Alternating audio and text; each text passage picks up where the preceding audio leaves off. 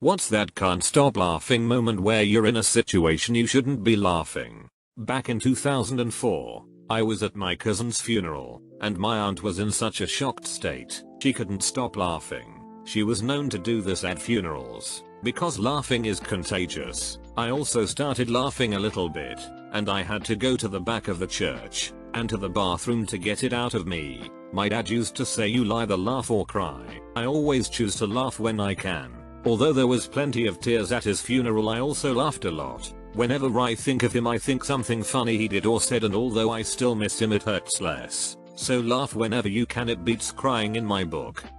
I was at church for my grandfather's 5th year death anniversary, and the guy singing was so bad my grandma and me were almost died from laughter.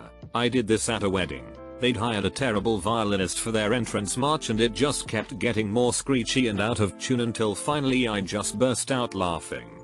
There's a scene in The Pianist, which is about the Holocaust, where a woman is shot in the street and her body folds in on itself as she falls to the ground. We watched that movie in sophomore year English class after reading the book Night by Elie Wiesel. It was completely silent in the classroom during virtually the whole film, but at that part in particular, some kid piped up from the back of the class into the silence with this sad, disappointed tone in his voice, like he just found out the lunch lady was out of chicken nuggets. Oh, she folded. So many of us busted out laughing, and it was completely inappropriate and I could not help it at all. The teacher was not pleased.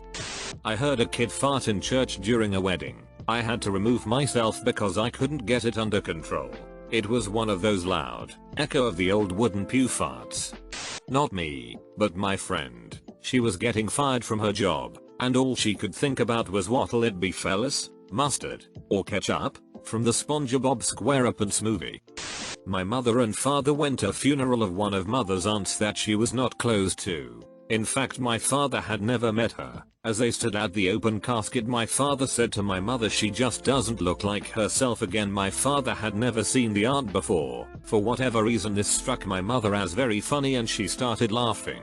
She held her hands to her face and ran from the casket. Her sisters saw this and thought she distraught and followed her out to console her, where my mother had to explain that she was laughing and not crying and why. She was so pissed at my father, it was hilarious. When I was in my early 20s, my great aunt, who we weren't close with, passed away. At the wake, my mom and I went up to pay our respects, and I said I haven't seen Aunt Dot in 30 years, which made my mom start laughing, which in turn made me start laughing uncontrollably. Thankfully it was a packed funeral parlor and no one seemed to notice. At the wake for the grandma of my honorary sister and brother, at some point, the old biddies from her church decide the children need to come up and say goodbye to her in front of all these mourners, none of which I know. Also, this is Eastern Kentucky, where everyone knows everyone else. So already people are eyeing me, trying to figure out who TF I am and why I'm sitting with the family. Well, before I realize what's happened, the two of them have marched me up there with them and pinned me in between them. I'm awkward in the best of situations, and I'm supremely uncomfortable at funerals, so this is already my personal hell. So we stand there and stare down at her in front of 100s of people, as this somber music plays and the priest instructs everyone to pray for us as we say our last goodbyes. She's wearing this double-breasted sailor suit thing, and sis and I are making quiet awkward comments like, well, she looks nice, when all of a sudden our little brother blurts out, anchors away, old girl, and defying salutes. So my sister lets out long drawn out gasp of what the foo-whack, and we just start trembling with laughter. You can hear all the old church ladies AWWing BC. It looks from the back like we're overcome with grief. As soon as we're able to control ourselves, we essentially frog march little brother down the aisle with our heads down and head straight out the door to the car. I had a similar instance at my aunt's funeral a few years ago. The circumstances of her death were pretty freak. She was bringing iced tea out for her and my uncle when she tripped and hit the side of her neck on a lawn chair. My aunt was rushed to the hospital and listed in critical condition, yet her condition never improved. She was put into a medically induced coma and suffered a stroke, which led to her demise. All of this happened within the span of 3 or 4 days. The funeral was held at a church. When my mom and I walked in, we were greeted by all of these pictures of her and my uncle, from their wedding day to before her accident. Meanwhile, my uncle is trying his best to hold it together, and I hear one of my cousins lament, All because of a lawn chair. The shock of his statement just hit me. Then I realized I was going to bust out laughing. I put my hand on my mom's shoulder and put my head down. So my mom took it as I was crying and pulled me in for a hug. The timing was so awful, and I know my cousin wasn't meaning to be tone deaf. At a funeral, the pastor kept referring to God as the great comforter, and all I could think of was a tacky bedspread glowing with holy light. Every time he said it, my giggles got worse to the point I had to pretend I was crying really hard and left to hide in the bathroom. God manifests himself in many forms. I had this really nice but really awkward physics teacher in high school. He was a large nerdy man but spoke with a lisp and a very soft voice. Imagine the guy from Office Space asking for his stapler. That's how he sounded. One day he is giving his lesson and mid-sentence he goes from this voice to what sounded like Satan himself. "Okay class please." Deep hell voice. "Take out your books." Cough cough excuse me, must have something in my throat. Then continued like nothing happened. I could not, for the life of me, stop effing laughing, and I was the only effing one. It was the most bizarre and effing hilarious thing I had ever seen. I had to walk out of the class to catch my composure. This was at least 15 years ago now, and I'll never forget it. "I have replaced one of your books with an Necronomicon. Open them very carefully." My friends from college and I are still super close even 15 years later. There's an inside joke involving giving people a specific fake name that we always laugh about when we get together. Last week one of these friends tried to kill himself. We'll call him John. John's brother, another of the close friends, called me and told me that John had tried to kill himself and that he was at the hospital. Then he tells me that when asked for identification at the scene of the suicide attempt, John gave the paramedics the fake name from college. As sad as I was about what had happened, I bust out laughing so hard when he told me. I couldn't help it. I'm laughing now even thinking about it. All of the other members of the group had the same reaction when John's brother called them. All of them. We've got Lake of Fireside property in hell. Cheers. Last year's Thanksgiving, right before the meal, we all stood in a big circle and said a prayer and what we are thankful for. Well, my mom's uncle, I will refer to him as Uncle. His name is Dick. Yes, Uncle Dick. When we all stood up, it was revealed that Uncle Dick had forgotten to zip up his jeans after going to the bathroom. My dad and I were directly across from Uncle Dick and we were barely keeping from bursting out in all our laughter. Then he leaned over to me and whispered, "I'm thankful that Uncle Dick remembered to put on fresh underwear this morning." About halfway through the meal we were still laughing about it when Grandma came over to yell at us for being distracting. She basically asked what we were laughing at in a not so nice voice. We pointed her gaze across the room and she couldn't help but laugh a bit. We told her it had been like that the whole meal. The way we had the tables set up was a big square of folding banquet tables, so we could look out straight ahead of us at Uncle Dick's boxes. Visiting my grandmother's grave with my grandfather for the first time a few years ago. Expected tears and a solemn day. Instead we passed a grave marked wonder and my grandfather said, "Well, I wonder what killed her." None of us could stop laughing. My grandmother would have loved it. Amazing. IDK if there's a name for it. But when I get really nervous or scared, I start to laugh. Like, if it's bad enough, you'd think I was watching the best scene in the best Three Stooges skit ever made. So I was driving down the interstate when I saw a deer bolt across. It got hit by a car in the oncoming lane, flew like a ragdoll in front of my 18-wheeler, and exploded. IDK what happened? There was just blood everywhere. It looked like I'd gone on a rampage in GTA, but with blood physics from Mortal Kombat. I pulled over to inspect the damage. Just blood and bits of flesh everywhere, and a cracked and bent grill. I got lucky, so I filled out a report with my company, and took off for a shop to see about fixing the grill, and hopefully a truck wash. And wouldn't you know, there's an open way station just ahead. The DOT officer came out to see me as soon as I was in sight, and waved me over to the inspection area. He immediately starts laying into me about why the hell the front of my truck is covered in blood, and I am just laughing. I mean, I couldn't get a single word out. Every time I tried to say something, I got a few words out, and just burst out laughing. Finally his partner starts inspecting the truck, and finds a piece of a hoof. I slowly managed to calm down enough to talk, and we got it all sorted. Luckily the dot officer was having a good day, because he decided not to write me a ticket and let me use their water hose they had on site to wash most of it off before I took it to a shop to repair the grill. When I was a second year law student, I had a classmate abruptly get up mid-lecture and waddled quickly out of the lecture hall. There were about 90 students in the lecture, and in law school, the academic approach is the Socratic method, which is usually the professor and one student going one during the course of a lecture class. The dude comes back into the classroom and the professor abruptly halts his current line of questioning with another student. In front of the class, the professor asks the returning student, "Is everything okay?" The student responds, "Bad Chipital," and walked back to his seat. I spent the rest of the lecture period giggling through the professor grilling students about family law. TL. Dr. A classmate in law school has an explosive bout with Chipital that made him duck run to the bathroom in the middle of a lecture. My 2L story. One kid abruptly stands up, raises one hand over his head, wails loudly, and then falls over. We're like, WTF, and start to laugh nervously, thinking it's a joke, which, honestly, would be so out of place and inappropriate that it'd actually be funny, and very, very brave. Even the professor cracks a smile. Nope, a seizure. My father's funeral. My daughter was 3 months old and have a lot of belly pain. She farted so loudly that the priest needed to stop talking for us to stop laughing. He even told us that the church was a serious place, and if we couldn't behave to get out. I told him the deceased was my father, and I couldn't control my daughter's farts. You tell him. Dude, seriously though, what did he expect y'all to do? Not laugh at the funny fart noise?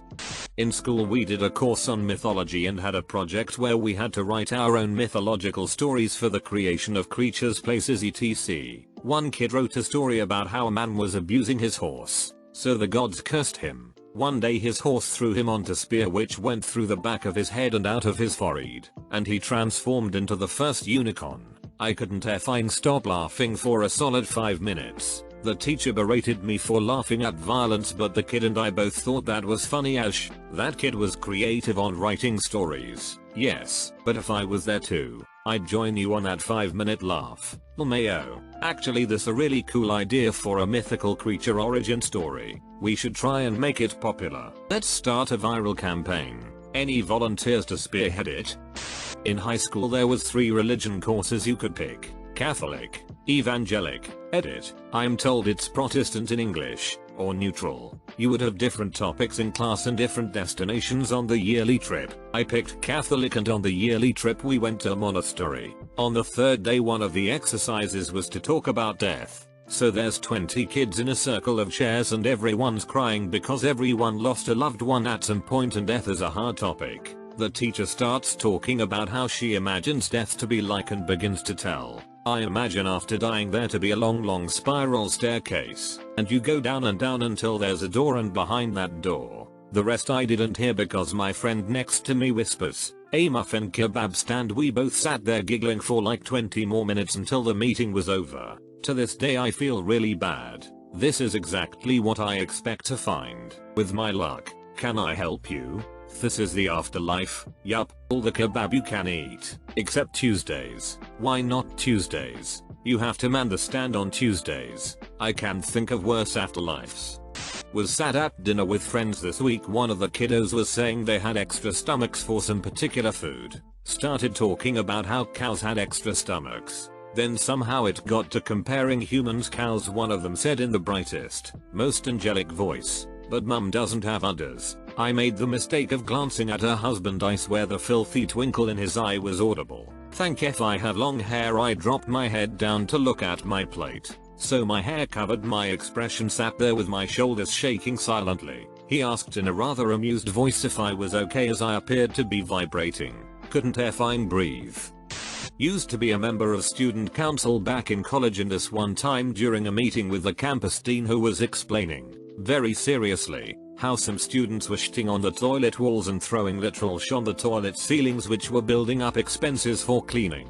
Was asked to give ideas on how to tackle the issue, and I clearly remember trying not to laugh and holding it in perfectly, but then as I made eye contact with a friend of mine in the council, we bursted out laughing to the point where our stomachs started to hurt, which led to other members of the council laughing out loud. It was the first time meeting the campus dean as well. After that, anytime I'd see him he'd give me a dirty look, giving you the old stink eye. My granddad had, if you don't know me by now, played as the curtains closed at his funeral. Shouldn't have laughed. Couldn't help it. Legend. My dad had Queen's Another One Bites the Dust on the way in and Meatloaf Spat Out of Hell on the way out. He was a character. Saving all of these for my eventual funeral. When I worked with a financial advisor, he misspoke and asked me to check a client's investment in Blackcock instead of BlackRock, an industry fund. He didn't realize what he'd said, and he was super big on maintaining a professional, humorless working environment, so I couldn't point it out. I managed to keep a straight face long enough to excuse myself, then spent 15 minutes wheezing in a spare office. When I was like 17, I worked at an Ace Hardware. I found a guy looking at construction adhesives and sealants with the most confused look on his face. So I asked him, "What's up? I am looking for cork. Heh. It needs to be black. Heh. And I need it to stay hard. Trying really hard to hold it together now. 1 minute, sir, while I find the guy that works in this department." I run off and find the guy that knows corking and bring him back, introducing him to the customer as our resident cork expert, and the customer nods at him approvingly. I then escape to the break room where I am dying laughing, trying to blubber explain something about hard black cocks to my other co-worker. Some older kid at my school ended up in a coma after taking N2O. I think he ended dying, so it's a pretty dark story. And one of the principals came into an assembly and angrily declared nitrous oxide is no laughing matter. I think most of us were too young to know that nitrous oxide is laughing gas, but for some reason I knew, so everyone was silent, scared of the angry teacher, and I was just there trying not to laugh audibly. During a cathedral confirmation liturgy, the bishop let out a resounding fart in the reverberant room as he elevated the host. Immediately, the deacon began swinging the incense pot, furious because the altar boys kneeling directly behind the bishop started holding their noses and waving their hands. Because the altar boys kneeling directly behind, the one directly behind was safe since the bishop could only fart diagonally. Checkmate, atheists. My senior year of high school, I went to this memorial breakfast with my principal and a few other seniors because my principal was begging a few of us to go, and hey, free breakfast. So getting to the end, this woman starts singing an incredibly moving song, and she's doing beautifully, but I look over at my principal and he just looks so dead, like his face was completely blank, and because I also don't deal well with emotion apparently, I thought it was the funniest thing ever. So while this lady is singing and some people are crying, I am losing my mind and trying so hard to stop laughing, and I can't. My friends thought I was having a complete mental breakdown, like I'd finally lost my mind or something. I felt absolutely horrible about it and ducked out as soon as I could. On the best date of my life, I went to see a really stupid movie, A Walk to Remember. Edit, cause many are asking. With my first girlfriend. We were sitting in the 4th to 5th row from the screen, and 2 rows ahead of us were a group of younger girls. One of them is rushing back to her seat with her friends and she slips and falls. It was a nasty fall too, and even though I felt bad for her, I couldn't stop laughing. It was awful. I don't know why I couldn't stop, and I was even like, God, I know I shouldn't laugh, but that's just making me laugh harder. It took me at least 10 minutes to stop. Girl who fell, if you're out there somewhere, I hope my laughing didn't make you feel bad. To this day I still don't really get why it was so damn funny to me. This happens to a lot of us, and that girl will remember that day and she will just laugh about it as well. I was in a local support group for friends and relatives of people with bipolar disorder. One person was relating the story of her older teenage daughter who, in a manic episode, grabbed a flashlight and took it upon herself to stand in a downtown intersection and direct traffic until she was picked up by the police and taken to the hospital. I kind of covered my mouth and pretended I was having a coughing fit and excused myself to go to the restroom. Guy on the train in visible pain after an exclamation of "oh god" from inhaling my poison gas, and I can't control myself as he's gagging. Even off the train I continued to lose my composure and choke on unexpected laughter. Even years later I still do. Eater. Thank you fellow farty friends for making this my most awarded and upvoted comment. Oh god, my professor was very solemnly telling us during an emotional discussion about when he watched the North Tower fall on 9/11. I was so horrified that I started laughing. I physically couldn't stop and my eyes were begging for help.